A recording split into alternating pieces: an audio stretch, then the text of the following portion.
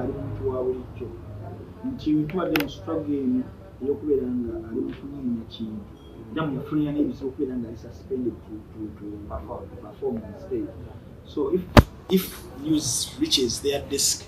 Bobi Wine sex, you understand, they have a song Labisa. So intelligence ye manya negamba bano bayinza onayinza okubeera tempted n'alinnya ku stage ate nga yamugana mu mateeka because of the politics. It was political because bali balina the say watch together. So mu mbeera eyo abavunaanyizibwa bebawa olabanga mu mupiira olw'omupiira Manu yali esamba Chelsea yali Mourinho yagamba under Herrera tracking Hazard okitegeera ne Bobi Wine naye abantu abamubeera akaba mu tracking each move kamukakola yes so nabo baade bali ku mulimu gwabwe bagamba kuti twagala tuuza ebibuuzo bingi nkeera ebibuuzo omusajja yayiseewa so they were trying to do their job naye ndowooza nekitagenda bulungi so Bobi found himself inside there and at least the highlights ezasinze okutunuulira ffe abalabira online twamulabyeko ng'ayimba verse ye ekitegeera nti was very happy and I saw someone who was missing music so much, you understand, and also the audience missed him so much with the reception you saw. So mumbeere eyo bambi niye at least Bobi yajikukiriza responsibilities naddala kubeera ng'ayamba okumugaana. Someone comes in enkeera waalo, that is Calvin Kayanja n'abalala abambe abeeyita abamu kuva ku fango bagamba nti Bobi Wine teyakoze kimalira amaanyi gasse okubanga nti omukulu abantu tebazze concert Calvin agamba Bobi Wine kumulaba takyalina maanyi anti kati amaanyi ga Bobi Wine tosobola kugalabira mu the flow of someone like Segulinya or mutabani we amaanyi ga Bobi Wine ground ya chaga because if you were online or if you cared enough to know what happened Saturday kwenye ngagenze wasasa Kabaka ngagenze wankulu understand trail yenyine abana bamabuda abali bava Bobi Wine yayitawo ninga boda ziri mabega lozi dachikanga biliga zitanga zichatamba you understand we are to carry the reception in the world so abantu ground olumuba there muntu katala wangu wakutata short side alabira kunga kati abantu bali mukungamba bali discussing ensonga ezo kuba ground usobola kugiminimizinga bwotyo muntu yagwa amantalina ground because of show okubanga tefunye maximum attendance ngate nkubuulidde ebimu kubireeta abantu okujja mu livu factors ate ziri ddala nga teziri ku politics kiva ku yennyini bazo okulaba agenda kufalinga kinga if it was Bobi Wine nga yayisa abantu kulenga agenda kukola concert batajja you come in with that argument talina abantu but ekyabadde kya Bobi Wine oli yaddaine amazambige amalala gatatuukiriza naye ground kwennyini on the same day Bobi Wine wona we yayita walaba ng'endulu ziri mu kuvuga abantu bali mu kuyaaya nakumulaba kona kumukwata mu ngalo naki so ground of course agirinde but kino kyali musical. It had to take more than Bobi Wine's contribution. Awe nyini yagambye nti Alien Skin asingira ddala kati amaze okulaba Alien Skin asingira ddala Bobi Wine mu abantu 10 be babadde mu kisaawe ekyo ekyenda babadde bafutu soja bayingiridde bwereere 10 be basasudde yebale nyo numbers yatuwadde but of course young Calvin Kayanja yes subscribing up to the so ngamba abantu kisinga okula mulimu bwaffe bwa someone nga ina side ya subscribing to story mfuna mu mazima okitegeera onofuna omuntu nga ali very neutral nga the professor abira ne conflict of interest yes kati the sina conflict of interest that I tell you as is very objective kati Calvin yada ino qualifying those numbers by downplaying Bobi Wine okitegeera so they are using Alien Skin but are using Alien Skin mu battle yet nabagamba nti it has never been a battle between Alien Skin and Bobi Wine era olutalo olusinga abalutandika n'olaba ne technicalities ezaalimu n'abantu abali bagala okuwanga they had to use Bobi Wine to fit their agenda but in reality Bobi Wine talina wajjiramu so okitegeera kati mu mbeera eno Alien musajja watali bagala okuwanisa olutalo olutali watchira kati ne one era ku Sex That they are trying to bring in Alien versus Bobi Wine. So those people are one, hopeless, two, short-sighted, three, with a remember those people are in those singing up with a individual, but we are in those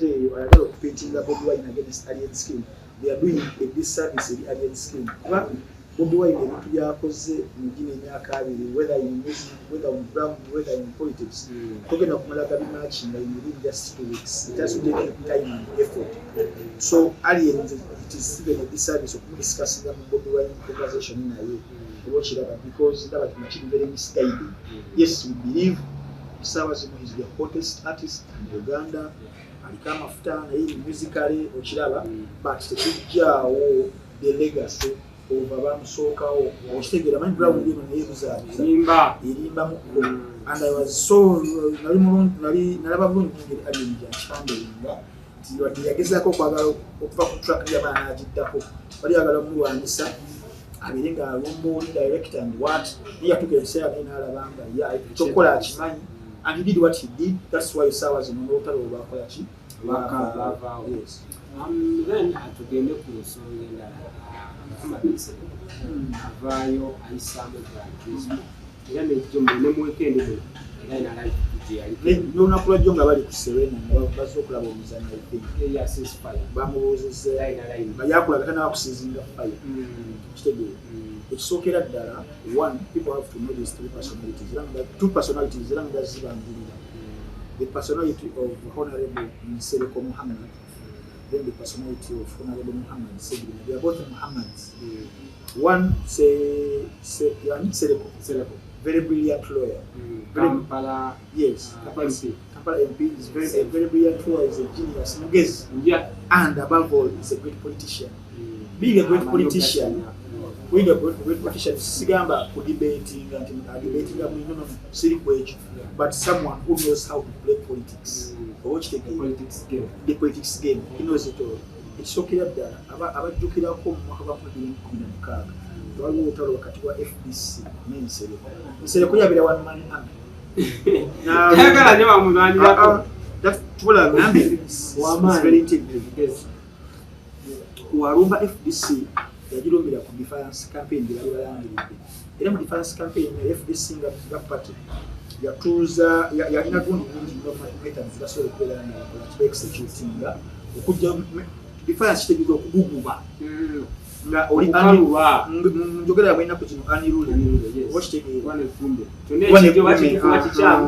nga balina muzira so batuuka ekiseera baliwo akaseera yakasukula obubizi ku baani kati obubizi obuloola okubukasuka Nsereko n'abendinga nnyo FDC chief principal. That was basic. Then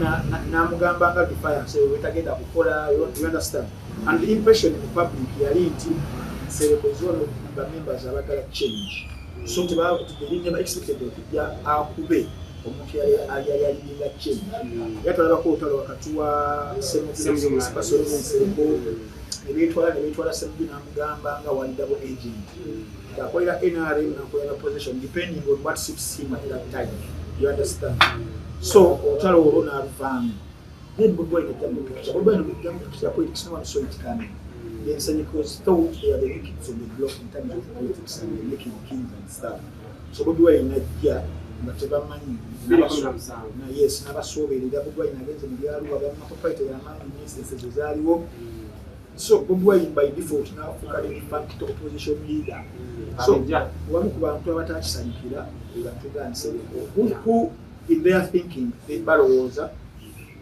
relations zaabwe zisingiza Bobi Wine beza bitabo experience kibalala basimu ne politics wafuuyafuuka Engalo wa Africa nowensi yonna atambulira nnyo ku sentiments omuntu ki abadde balinako sentiments bawulirirako ekyo kiri extra besides what you come and stop oba toyogedde omuntu ali yagenda kwagalako ekifuula abatuka besiga benjawulo yali akyaliko ne Bobi Wine ayinza okubeera nga tali as moderate as a politician nga abalala politics yali atambula nekyo tuba ekiseera yensi yeesazeewo ne twagala for the other reasons akufaanana atuuza betwagala bikinakiramwagala so Bansereko kyabasanyusa bulungi n'abalala bo tebavangayo okukyogera openly but Nsereko byayiseemu bimufuula okubeera nga najjasirikira nsonga ebisookera ddala 2011 avuganya ne Ediyawo akalulu ka Kampala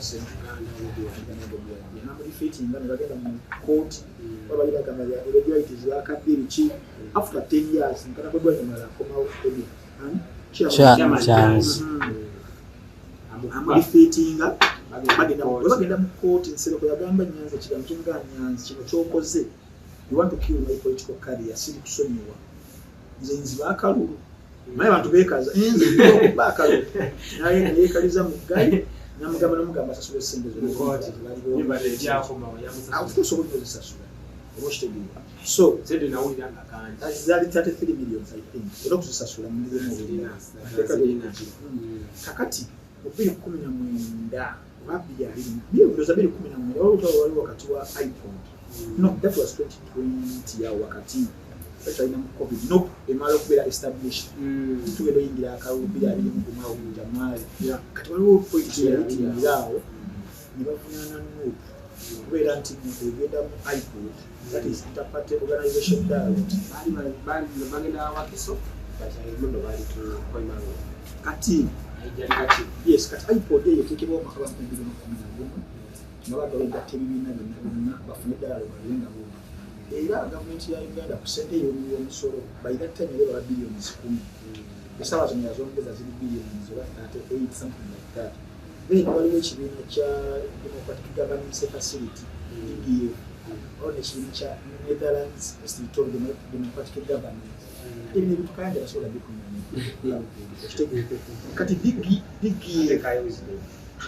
kasoke nnyo waawo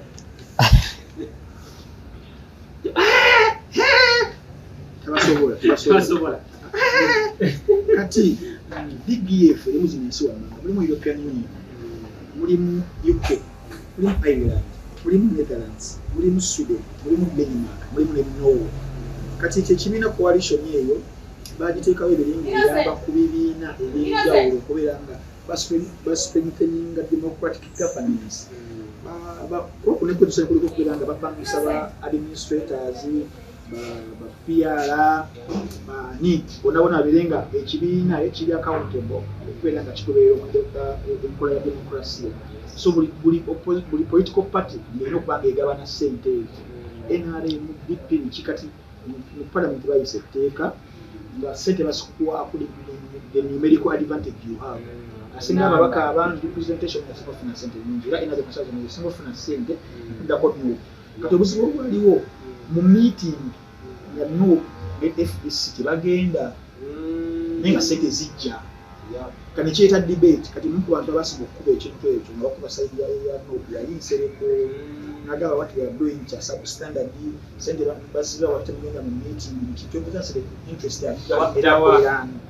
nalangira Bobi Wine okubeera nga agenda weerewedwa okubeera nga aloopa Uganda mu bazungu era namuyita puppet biki neyerabira nti no yabadde nkunyonyola zo zina ezinetala simanyi kolebitele nkunyonyodde zi DPF zonna World Bank ezikutuwa sente by'abazungu politics yatuuka ndamuzu n'ensesi kyakula tetukyemalirira mu nsonga ezisinga that's why weeks satu eziyise president Museveni yagenda n'omutabani we Russia mu summit yemu nga bemani bagenda Serbia tebava mu summit seze ez'ensi yonna nti kati politics yafuuka global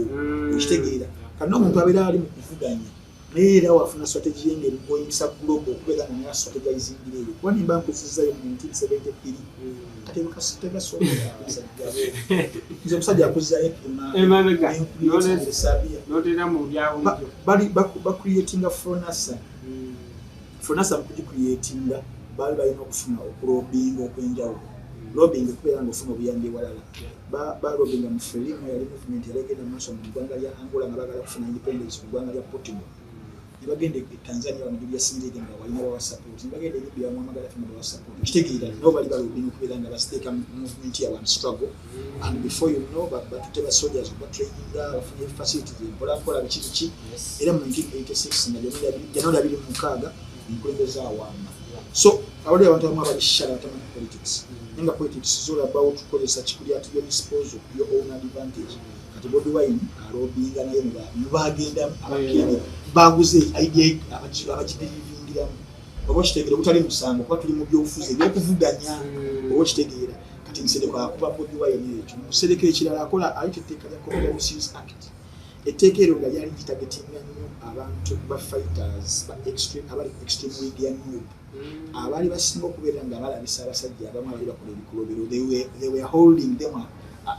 accountable. You understand? Kati Nsereko yomu kuba facing the wrath of the extreme abana ne bamusabula sabula bale so bifananye bw'ennyanja bamwadde erinnya kati nalete tekeri kati Bobi Wine wabayo n'agamba the law is very repressive yani Nsereko lijja kumukwata Nsereko amugamba oyo byayogera atabimanya gira debate ngeni katolo bwama MDD olengera okulengeza okwo ta discussing the principle and discussing the person ya munafia obo kiraba kutuva mu ekita Computer Misuse Act omutwalo bade against skin era bantu bonna bayo nayingira era nga kuba so Nsereko alina ebintu ebiri alina personal vendetta gyalina ku family of Bobi Wine oba kitegeera kati buli kalibali akakubye nga alaba tasobola okukubira mu Bobi Wine ajja kuvaayo ayambale avage mpe umbrella zembere nga ndidinga omukoli guno kati kusonga ya Segulinya is a personal friend to Muhammad Nsereko. That's a fact. Era Segulinya ali akatambya kale mu kufuluma bwe yali yakakola 2017 na November 10 ngari ku principal tasobola yes ngari mu kulengeza okitegeera era awo wennyini njala okujukiza awanda bweyigi agwe mukutu kwe tuli tukyali ne Wine Frank Antambi tugezaako kubanga tutemaatema ensonga zino naye nga njala okujukiza Shadiko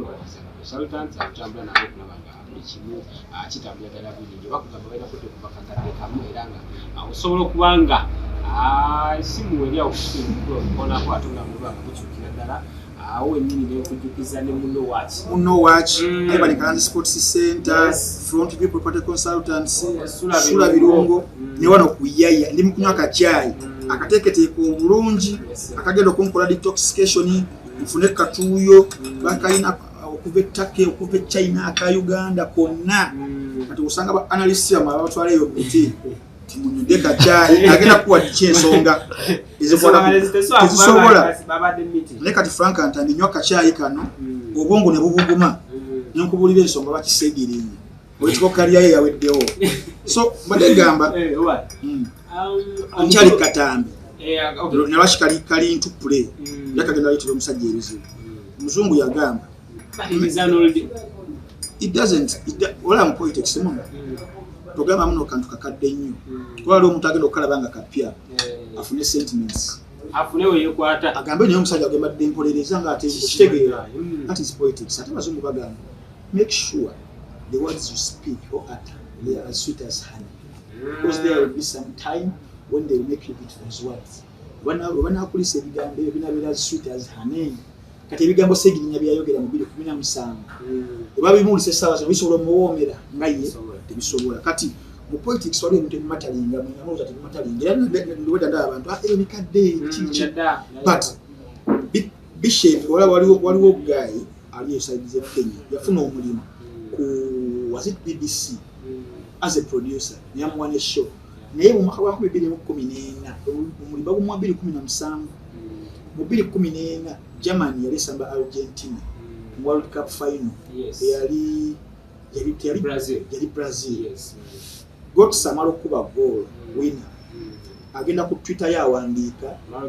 yes Amario Gotsa yes yali mu Dortmund amalo kuba goal eyo Germany yewininga ngaye yali abagira Argentina agenda ku Twitter ye avuma aba Germany mu mbeera y'obunazi buli obwaliwo nasizimbo wa Hitler abavuma afuna omulimu ku BBC akola fuka w'amaanyi nnyo I'm forgetting the name bamugobye ono 2022 nga tweet ye waliwo ajo bicycling agikomezaawo you understand gayi n'agamba bannange linali nkyali muto wa sentimental binayogera tebitukize mesala zino kyendi but baite bagala wabyogera kitege tesobola kubeera sure oba yes kati twegendereze nje bintu byetwogera abantu teyali badde muntu omuntu nga Segulinya amanyi obuzibu obuli wakati wa Nsereko ne Bobi Wine personally for the background I've given you. What you write emotional evaluation, psychological evaluation and systems analysis. I don't think he knew that. Kigamba as a leader ali mu politics on sentiment olina okubeera nga otuula wansi ne weefumitiriza n'ogamba wadde Nsereko mukwano gwange personally obutali musango ensonga eno weebeereze, is it proper to discuss it on a public platform, or I will write him a message ajagisangako, I will send him a voice note ajagisangako, communication ajamutuukako yakole cause ye aginkolere naye nga siri participative public because of Nsereko relationship genina erimu and loyalty nejayina erimbo. So Segulinya kimulema okwevaluatinga. I don't know oba excitement ejawudawo okujja ku mukutu zino live ze yakolanga yalaloza kyali mu ebyo anti kinagambye oli good guy tuwerere nnyo abaana waliwo ebintu ebimu nga just olina beera logical omanya nti lunaku lumikisobola. Yes, nagenda ku kyali ku Muhammad Segulinya nedda nagenda ku bukomekerero yabyo njala kumuzamu kati nyinza okukirabira omuntu omu akingerwoza Nsereko yagamba nti okukulasiza mu kapiira era yamwereddeyo sente na biki na biki ate tumanyi palamenti erina okubanga yakolaki eteekamu ababaka akasente olunaku ejo Segulinya avayo nga kulya bifubyeko nga tukireba itasobola kwogera yadde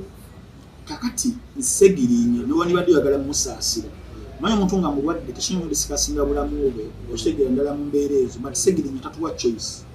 but to discuss. One, he comes on live ku lunaku olumu n'agambanga bamutayako ecupa z'omusaayi bamugyamu omusaayi gundi yagamba 4 kilograms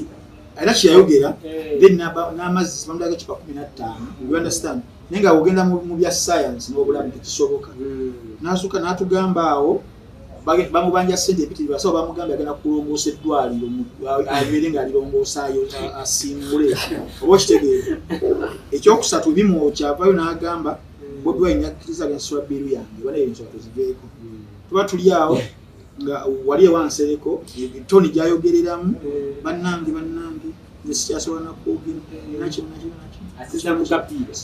okitegeera. The following day emmere waliwo kati ebintu ebimu nga tatuwadde naffe choice but to discuss netulaba dasi tugamba naye obulwadde bwe newabeera mulwadde yataddemu a lot of drama to attract the kind of criticism is getting. Okitegeera nti niwadde kumusaasira nnyo naye waliwo ebintu byolaba n'ogamba omusajja ono nedda okiraba kati mu mbeera eyo tulina okujjukirako ebbanga ettono nnyo era twebuuze enkolagana wakati wa Segulinya ne Nuupu ebadde eyimiridde luddawa weyaviira mu kukomera because mugenda okuvaayo bitandika okutambula engeri gyateereddwamu separate meetings biki kati abaana yes abaana batuuka ekiseera yamugjamu obwesiga si kumugjamu bwesiga such but waliwo okutubaita okuwachinga from a distance okiraba era agenda ogenda okukola agenda kukola press conference ne Alan ekitebe kya Nuupu ng'ebikonge ebyamaanyi ku Nuupu tebiriiwo they distance themselves from that they are watching from a distance. Kati n'omukulu yalwawo okumwogerako era omukulu yagenda bugenzi wa Kaawe Nagere weebitunga omuntu kuboneka miliyoni yagendayo Nagere eti bamuwakaaye so ekyokugendayo tekyali kishubu kiraba nali manyi bigweredde awo kati yesanze mu kaseera akazibu nti yali musuutibwa omulungi w'abangi omwagalwa Segulinya wakomerawo wano nga katambi kakyuse nga tebakyagala kukeyaringa nga luli ndala ba constituency media subscribing kati yesanga muzibu obwo kati wagenda gyagenze mu bulwadde bwe nayo birimu kubaganya ebirowoozo oba kitegeera obadde ogedde ku insurance kyaya yes of course issued by the public medical board tuwandiikira and all that byataayita neweebuuza lwaki n'omuddiramu ensonga omuntu aba agenda kufa bimu ng'ebimu tumusangayo and what so if you know the proper channels nga yazibuuka era ziyandibadde ayambaki nakokuddamu okutereeza process era omulanga bwe yandiza kuba eno gwalibadde guli in line with that era Nsereko yali musindise kuddayo kuki ku flow kuteekawo pressure konkonanzigiza kuteekawo pressure so public yali eyunze na Nsereko kuba ekiruubirirawo mba mukitandiko kiraba naye ekiruubirirawo ekijja nga kirimu okuba nga kikuba no nga no yes life TikTok and what muri ogamba maybe waliyo ekyekwesa mu tipe tutasobola kulaki kulaba ati ebizibu musajja watusegirinye ebisinga yabyereetedde ne criticism eno gyali mu kufuna Nsereko ng'omuntu nekino kukigirewo ddala waliwo abagamba Nsereko tina mulungi ayamba yes okuyamba kwe kulungi but is also a politician asobola seizing opportunity asobola oyambiramu nga likimu political capital owokiramu Nsereko ava yagamba Bobi Wine mu kopi tagaba tavaako kintu Nsereko yagala mujjukize we yali amaze okugula ttiimu ya SC Victoria University mu 2015 nga January 2019 abaana bonna abaliwo squad yalina abazanyi 26 yalina omusajja oyo yali agifudde kyali omusajja oyo Musabia Saimo timu agifudde kyamaanyi agifudde model club kubalabira facilities professionalism contractors respecting and chini byonna timu amazana okwakola Uganda Cup mu 2011 giwangudde evuganyiza kuzaani awe badde yakona bonna Nsereko wakwatamu nga amaze okugula ttiimu eyo mu mwaka gumu bwekuti timu neyabika ne delegation abazanyi abali abiri mu mukaaga basigala mukaaga nabasigala bokinga out of their contracts nakano basasula okitegeera bali bafunire ne siguma kuba mu SCVira bamugontrola pound ogayo Saimo nafuna ne Sam Simba yeye kama kufala Ligia ne Express mwalimu ba Mushi Juko mwalimu ba Kabugo bani bona nga bali awo Nsereko wadde kitabuka natasasula abana team edoni mu relegation you understand so ojo purchasing ekintu omuntu ekintu make sure your hands are clean so Nsereko mbantu abakopi yasobola okukwata mu cage for yasobola kubeeramu kuba wemba ndesembere omu yagana okusasula abaana b'omupiira atali mupiira okitegeera why didn't he pay obokiraba so adenga kuye yali business it was mandated yaberenga asasula for Bobi Wine n'abaana abali mu struggle tibali mu because bagenda ku expecting a salary obokitegeera eri ebira struggle alina okola contribution ye so Bobi Wine amulangira okunaku copy of kinedda kiri wrong why ye muganda wangamu Nsereko yalina gyayitira ne bamuwa bali ali mu kukola bino obokitegeera kati abaana abali mu struggle tibali yo asenge era omuntu ali mu struggle nga basenge bova ina gabo bentagala kitegeera ali ku cause ali ku mulamwa abali mu kusiga bamanyi bali bagende eyo obokitegeera so mu mbeera eyo Nsereko tali askiriye no wali kugamba Bobi Wine obokitegeera the standard ya Muhammad Segulinya byonna ebiri wano nsuubira nti kaliya ye politically eri mu lusuubu wawatabeerewo comeback eri strategic tuyinza okubeera nga tumusiibula ku myaka gyalina emito why one jabada subscribing ku Nuupu alese ebizibu bingi abatadde ku target y'omusajja omusajja oli Nsereko naye mugezi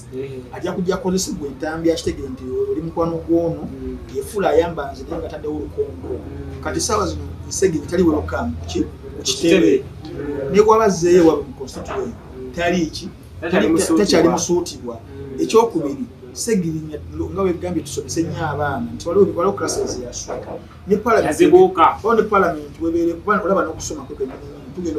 bagenda ogenda okusiba nga kiterera amaze otwalayo agenda twalayo omusango okitegeera because twatukwesera nti okuba empawa empapula biri wanga teri kivaayo wano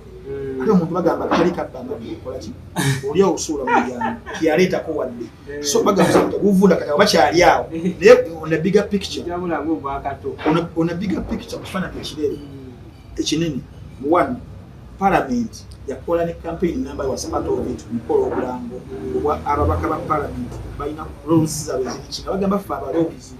ekisookera ddala legislation obwa budget approval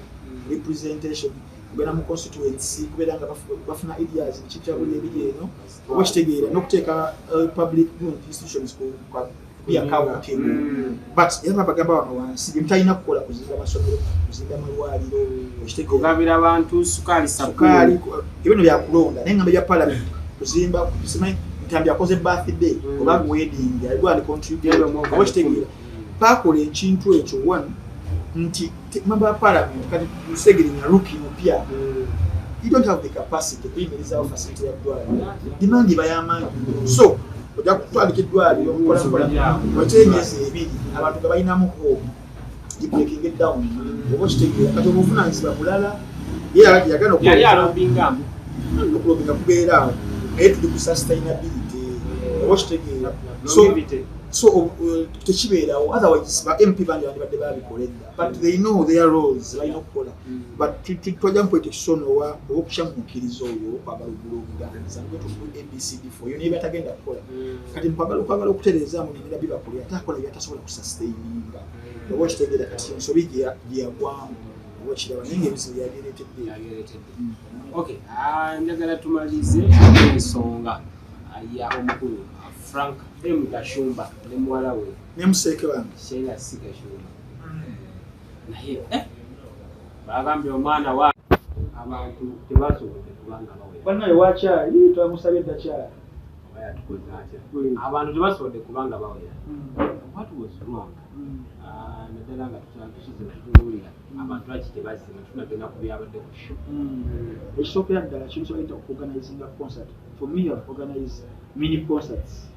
but the pressure nebyoyitamu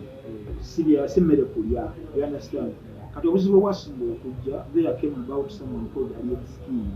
Alien Skin about something that was unprecedented. Organizing a show was unexpected. Yes, organizing a show in just 4-5 days, not feeding up. You understand? But the circumstances that surrounded Alien Skin to get those numbers, those are really unusual. You understand?